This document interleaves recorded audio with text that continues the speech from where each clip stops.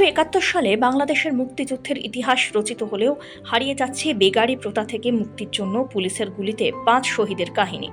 এই 10ই জুন দিনটিকে মনে রেখেছেন শুধুমাত্র বনবস্তিবাসীরাই। বিনা পারিশ্রমিকে বন দপ্তরের কাজ করে যাওয়া এবং সত্তাহীন বসবাসের জমি, এটাই ছিল সে সময়ের সরকারি নীতি। তবে ভারতীয় সেনার সাহায্যে মুক্তিবাহিনীর জয় যেন ইন্ধন জুগিয়েছিল উত্তরবঙ্গের জলপাইগুড়ি জেলার জঙ্গল ঘেরা মোরাঘাট রেঞ্জের অধীনস্থ বনবস্তিবাসীদের।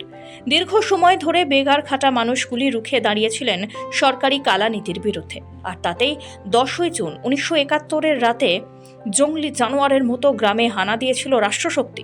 গ্রামের 9 জনকে তুলে নিয়ে গিয়েছিল বেগারি প্রথা বিরোধী আন্দোলন করার অপরাধে। ভোরের আলো ফুটতেই ক্ষোভের আগুনে জ্বলে উঠেছিল রাভা বনবস্তি সহ আশেপাশের অন্যান্য বনবস্তির মানুষজন। তারা হাতে তীরধনুক নিয়ে ঘিরে ফেলেছিলেন বন বিভাগের রেঞ্জ অফিস। তবে রাষ্ট্র ব্যবস্থার বিরুদ্ধে রুখে দাঁড়ানো সেই অসীম সাহসী লড়াইকে রুখতে নির্বিচারে গুলি ছোড়ে পুলিশ। একে একে ঝরে পড়ে 5টি প্রাণ। রক্ত মিশে লাল হয়ে উঠেছিল নোনাই নদীর জল।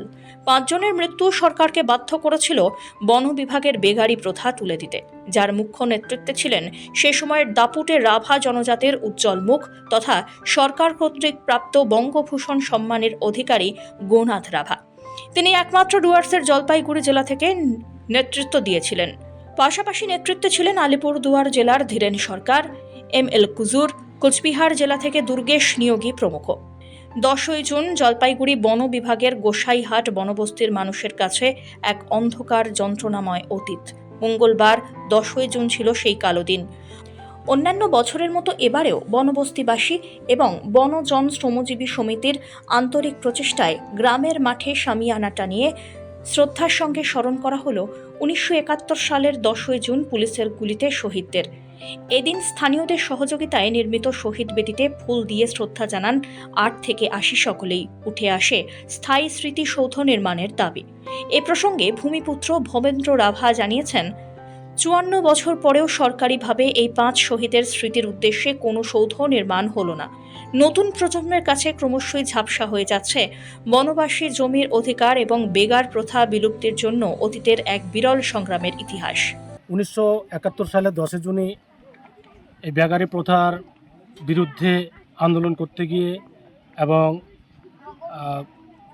করে খাওয়ার জন্য জমির ব্যাপারে আন্দোলন করতে গিয়ে সেদিনকা পুলিশের গুলিতে আমাদেরই এই গ্রামের গোসাইহাট বনবস্তির থেকে 5 জনের প্রাণ চলে গিয়েছিল পুলিশের গুলিতে।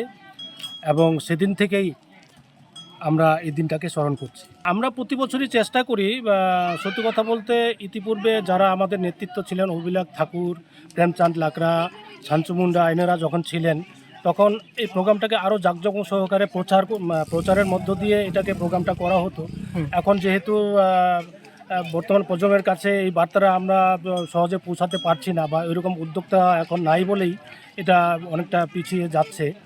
এটা আমাদের একটা দুর্ভাগ্যের বলা যায়। এখন অবশ্যই আরেকটা ভালো দিক আমরা দেখতে পাচ্ছি, সেটা হচ্ছে গত প্রায় 3 থেকে 4 বছর আগের থেকেই উত্তরবঙ্গ বনজন শ্রমজীবীর মঞ্চ থেকে উদ্যোগ নিয়ে এই প্রোগ্রামটাকে আরও ভালো করে করার চেষ্টা করা হচ্ছে।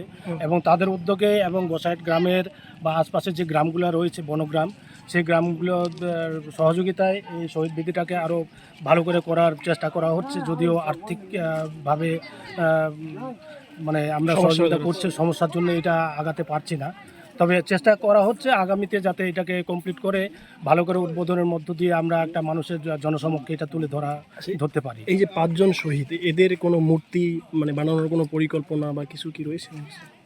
হ্যাঁ, ওরকম পরিকল্পনা রয়েছে, তো দেখা যাক আগামী দিনে যদি আমরা করতে পারি। এছাড়াও এই দিনটিকে স্মরণ করে রাখার জন্য এবং ভবিষ্যৎ প্রজন্মকে এই দিনটির গুরুত্ব অনুধাবন করানোর জন্য আগামী দিনে এই জায়গায় বিশেষ শহীদ বেদি নির্মাণের পরিকল্পনা রয়েছে বলে জানিয়েছেন পশ্চিমবঙ্গ রাভা ডেভেলপমেন্ট কাউন্সিলের জেনারেল সেক্রেটারি রবি রাহা। এই দিনটা খুবই আমাদের কাছে, বিশেষ করে বনবস্তির যারা বসবাসকারী, যারা ভিলেজার্স, প্রত্যেকটা বনবস্তিবাসীদের কাছে খুবই একটা গুরুত্বপূর্ণ আজকের দিন।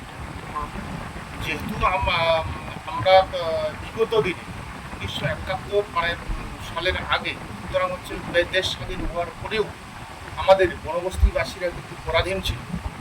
যেমন হচ্ছে আগে যেমন বেগারি প্রথা ছিল, বন দপ্তর কিন্তু সেই ব্রিটিশ শাসনকালের যে বেগারি প্রথা ছিল সেই বেগারির প্রথা অনুসরণ করেই আমাদের বনবস্তির বাসীদের উপর একটা চরম একটা অত্যাচার ছিল। আর যখন মনে করো আমাদের জমি দেওয়া হয়, সামান্য যে জমি দেওয়া হয় সেই জমির পরিবর্তে আমাদের কিন্তু জঙ্গলে আমাদের কিন্তু বিনা পারিশ্রমিকে আমাদের কিন্তু খাটাতো, জঙ্গলের কাজ করতে হতো। হ্যাঁ, বিভিন্ন বিল অফিসার থেকে শুরু করে যারা রেঞ্জ অফিসার মানে যারা অফিসার লেভেলের বাড়িতে আমাদের কিন্তু বিনা পারিশ্রমিকে কিন্তু কাজ করতে হতো।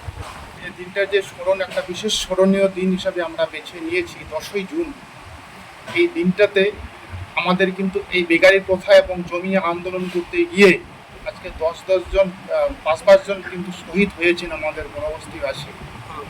সেই দিনটা আজকে আমাদের কাছে একটা খুবই গুরুত্বপূর্ণ দিন হিসাবে আমরা বেছে নিয়েছি এবং প্রত্যেক বছরই কিন্তু আমরা সেটা স্মরণ করি এবং আমরা ধীরে ধীরে এটা বিরাট আকার ধারণ যেন পরবর্তী প্রজন্মে যারা আসবে এবং যারা বর্তমান যারা জেনারেশনে বসবাস করছেন তারাও যেন এই দিনটা যেন আরও বেশি করে গুরুত্ব দেয়।